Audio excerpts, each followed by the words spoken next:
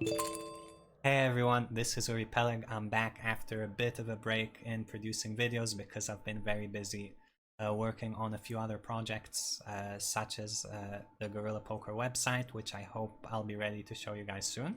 But today I'm making a video about some heads-up hands that I played against Doug Polk. For those of you who don't know, there's a grudge match coming between Doug Polk and Daniel Negreanu. They're gonna play 25,000 hands of heads up no limit. There was some bad blood between them over the years. Somehow it rolled into this that they're gonna play, and it's a pretty cool story because Doug back in the day was allegedly the best no limit player, heads up no limit player in the world, but he hasn't played in many years. So once they decided that they're gonna play, Doug started training kind of like Rocky Balboa, and just every day was looking for opponents and playing a lot of hours and getting back into shape.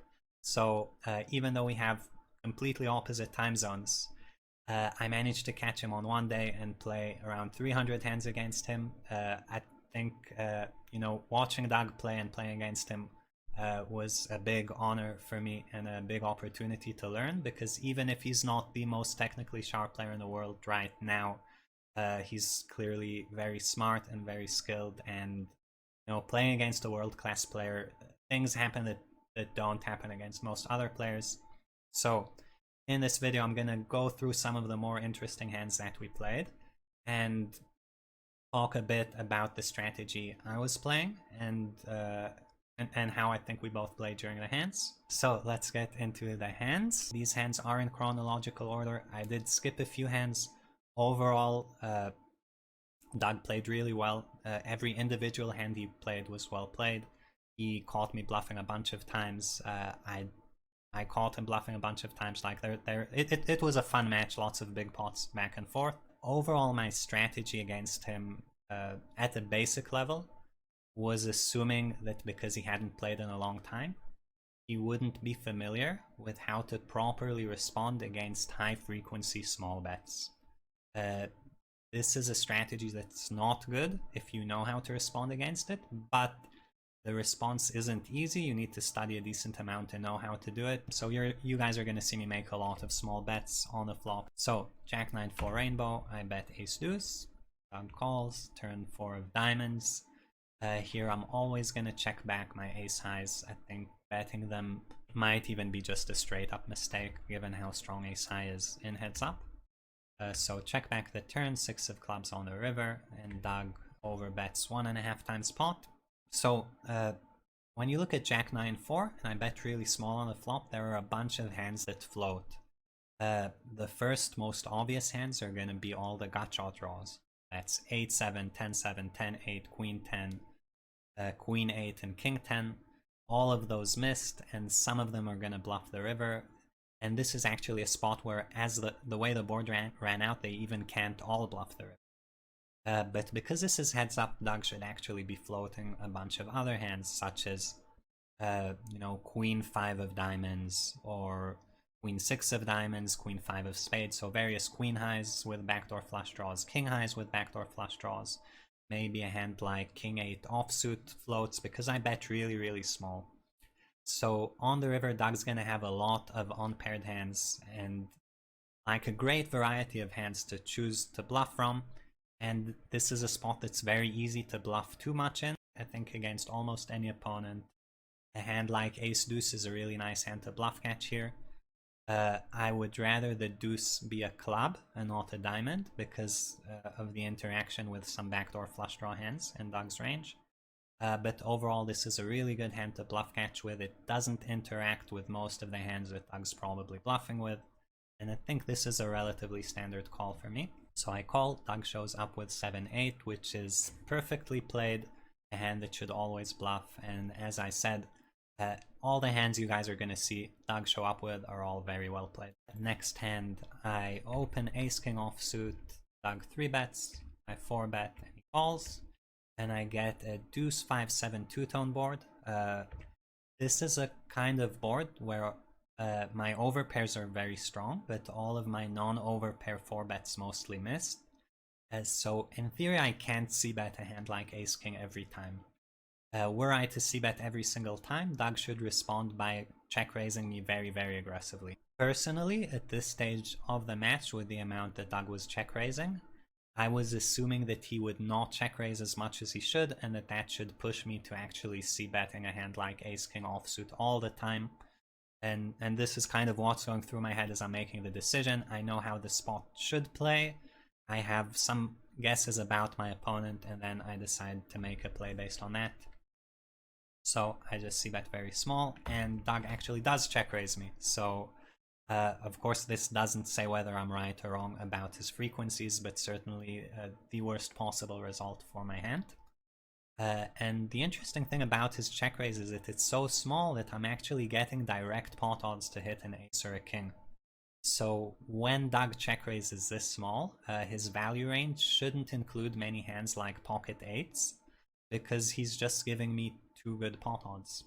I think the correct hands to check raise for value in this size would be hands like pocket sevens, ace 7, ace 5, where I'm actually not getting pot odds even though it seems like I am, and he's dominating my overcard floats in a way. Plus, of course, some bluffs, and either way this is small enough where ace king is going to always call. And yeah, we see the 4 of spades turn. I think this is probably one of the best turns in the deck for Doug's range. Spades are obviously very good for him, but also any low card and connected card just favors him a lot more than me, while any queen, king, ace, jack is going to favor me a lot more. So this is a card on which Doug should have a really, really high betting frequency, maybe even all of his range. But he checks, and in these kind of spots where someone should be betting almost everything, I'm very, very cautious betting myself. Not to say I'll never bet. I think I am supposed to bet sometimes, but not very often. So I check back. River Queen of Hearts. Doug goes all in, and I think my hand, you know, it's potentially a call because it beats his bluffs. Whenever you beat bluffs, you can potentially call. But there is nothing attractive about it for calling. It's very easy for me to have a hand with a spade or with a pair that would probably be better than my current hand. The main thing I need to make sure in this spot is that I do get to the river with actual good hands and don't, you know, shovel money in with all of them before and end up only with this type of hand and then massively overfolding. But yeah, I think the hand is just a fold either way. Next hand I get dealt 5-8 offsuit, one of my favorite poker hands. So I call the raise, 10-10-5, two-tone board, Doug bets small, and I decide to go for a very small check raise. This check raise is designed to deny equity from a bunch of 2 overcard hands, like Queen 7, Jack 6, hands like that. Where unlike Doug's min raise in the previous hand, which might give hands direct pot odds, this is giving them a bit too bad to hit their pair, and their pair isn't always good. So this is really a very protection oriented check raise that's going to include a very merged range. It's not like only trips, but a lot of 5x and maybe some ace highs and stuff like that thrown in. Doug calls and I get the 10 of diamonds turn, which I think heavily favors Doug's range. Because now I have a lot less tens, relatively speaking, and a lot more hands like a 5 or a flush draw that's worth a lot less. So this is certainly a turn where I'm going to be checking a lot and probably checking most of my 10x as well. So I check 5-8, Doug bets 1/3 pot. 5-8 is certainly calling, but also whenever you get into a spot like this, I always want to think, what would I do if I had a 10? Would I check raise or check call? And if I would check raise with a 10, which hands would I check raise bluff with? And it's a pretty complicated question. I'm actually not sure what the answer is, and I'll probably be looking it up sometime in the future. But yeah, 5-8 is going to always call at this point. I think no question. River 8 of spades, I check, and Doug decides to go all in for 5 times the pot. And this is one of the things that was happening throughout the match that I don't usually see in heads-up matches, but I did see quite a lot against Doug, where he was just not shy about making huge bets. It was not like 1.5 times the pot. There were multiple times where he bet 4 or 5 times the pot, and I think this is one of the things that probably differentiates world-class players from everyone else is their experience in these kind of spots and their willingness to pull a trigger. Now, in this spot, if I didn't give Doug any credit, I might say something like, well, he's never bluffing here, I'll just fold everything again except for quads. But against Doug, I'm definitely giving him credit for having bluffs, and since I think he could have bluffs, a hand like 5-8 just becomes a mandatory call. This is the best hand I'm ever gonna have other than 4 of a kind, so there's really no question about this hand. I think 5-8 should probably call, ace-5 should probably call, and after that I'd be less sure what to do with hands. And presumably Doug could make this shove with maybe an 8 or better, maybe pocket 9s or better. Not exactly sure where the border is. But yeah, this is one of those spots where if you think your opponent is competent, you just have to close your eyes and make the cringy call and hope to see a bluff. So that's what I do, and Doug shows up with 9 with a spade, which is again just well played, I think, on every street. And as we're gonna say over and over again, Doug played well in terms of every individual hand, and we didn't play enough of a sample for me to judge his frequencies. But yeah, well played hand. So, and I was probably in the previous hand folding most river, maybe. So here Doug opens, I call 10-9 offsuit. We get a 4-7-8 two-tone board. Goes check check. Turn ace of spades. Now when it goes check check and the turn is an ace, it's a bit of a unique card because check back ranges are very ace high heavy. So I can bet here, but not very often, and I'd have to go for very, very big sizes. And I should also be checking a lot and having some check raises in there. So this time I decided to go for a check raise with 10-9.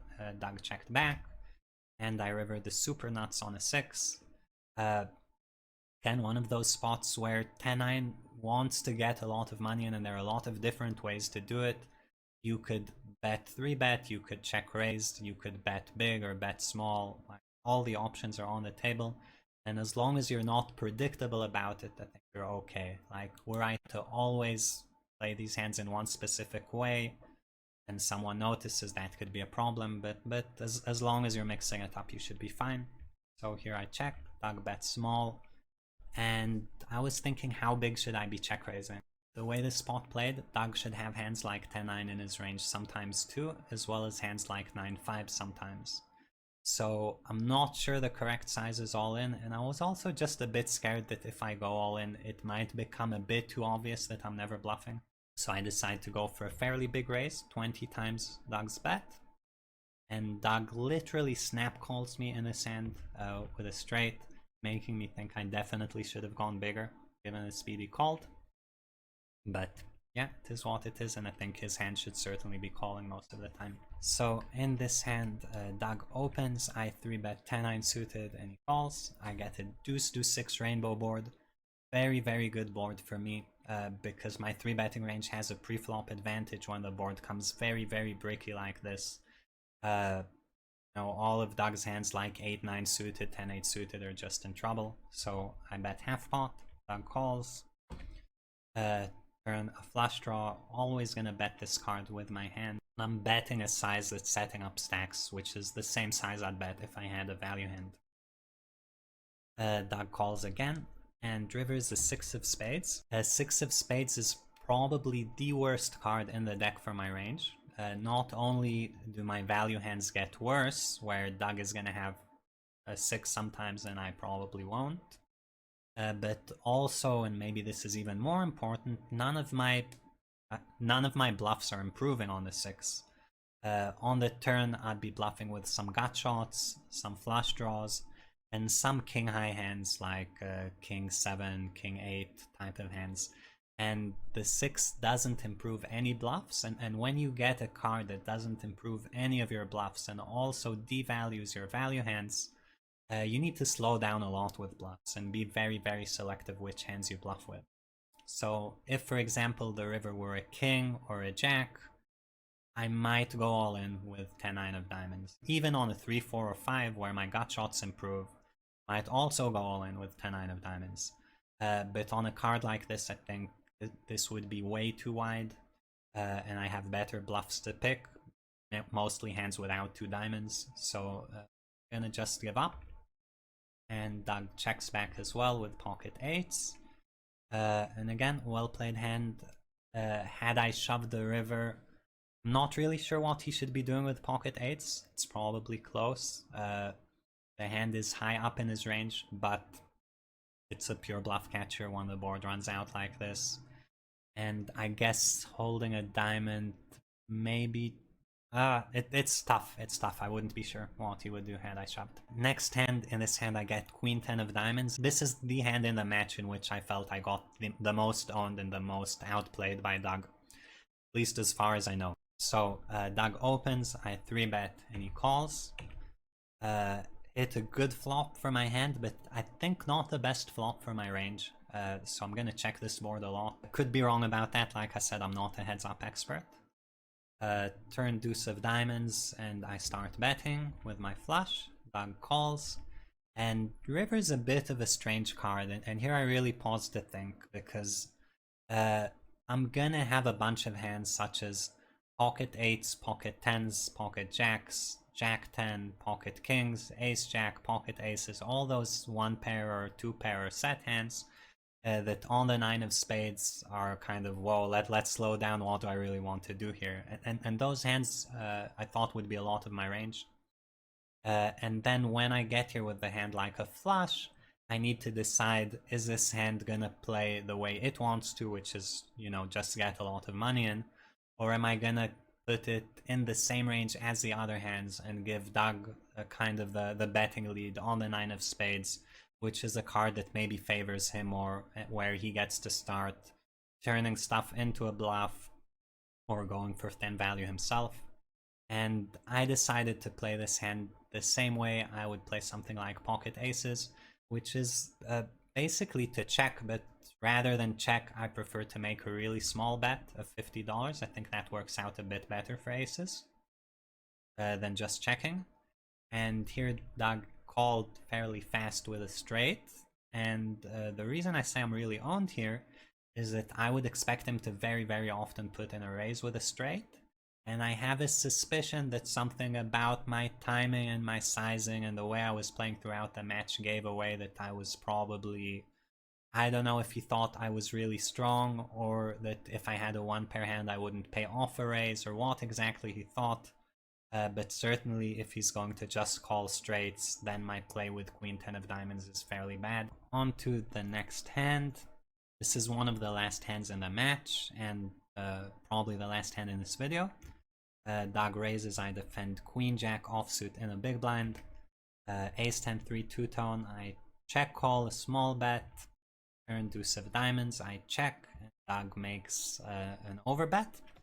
And this is a spot in which I think Queen Jack offsuit should probably fold. It's more close than it seems, because this hand actually beats most of Doug's bluffs, and it does have outs to the super nuts, which is always very, very valuable against polarized betting ranges, which is what's implied by his overbet.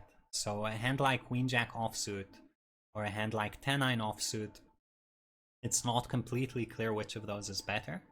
The issue with calling something like Queen Jack offsuit is if Doug is now bluffing with King 5 or King Jack and then checks back the river, then I get really owned. And how good or bad this call is depends a lot on how often Doug is making plays like those.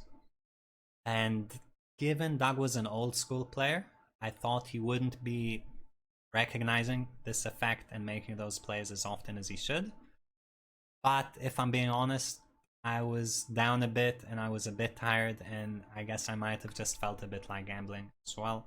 And looking at it in retrospect, the risk versus payoff with a call like this is probably not there, and I can call King Jack every time, but Queen Jack is probably pushing it too far.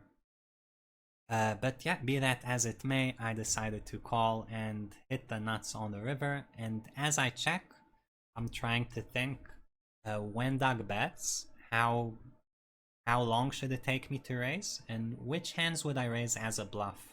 And as I'm doing this, I realize, you know, without having Queen Jack, it's not easy to actually think of the bluffs. So these are the kind of spots where it's very important, even though you have the nuts, to think about how your range would play and to actually find bluffs for future situations so you kind of know what you're doing and don't always have the super nuts when you check raise here. As I'm thinking about this, Doug does his signature move of going all in for 5 times the pot, making my life a lot easier. And he shows up with a bluff again, which again, you know, when I'm judging bluffs in these kind of spots, had I seen Doug bluff, you know, a busted flush draw or a hand with 2 high cards, I might think that that's not too good, but this bluff just seems fine to me. And yeah, I don't know what I would have called with had I not had the nuts. But again, I think another well-played hand and another example of Doug not being shy about pulling the trigger with bluffs. Let's put it that way. So that was a match, about 300 hands. Doug ended up winning $700, running over EV. Had we run at EV, I'd be up a little bit, but you know, it's a completely meaningless sample. Either way, I enjoyed playing Doug a lot. Hope we get to do it again someday.